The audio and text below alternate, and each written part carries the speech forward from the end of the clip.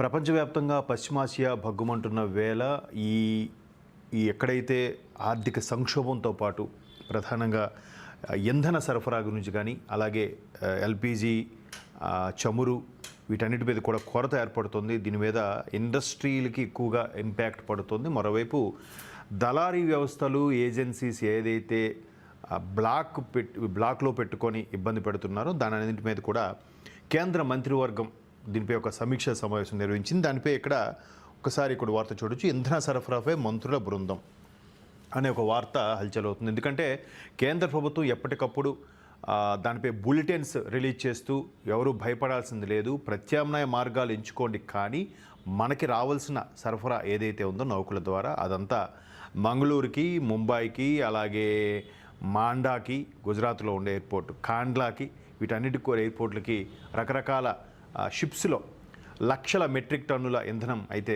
చేరుకుంది భారత్కి. భయపడాల్సిందేమీ లేదు. అంటే ఇవి రాక మునుపు కూడా మనకి సుమారుగా 6 నెలలకు సరిపడే ఇంధన స్టోర్ చేసుకుని అయితే పెట్టుకోవడం జరిగింది.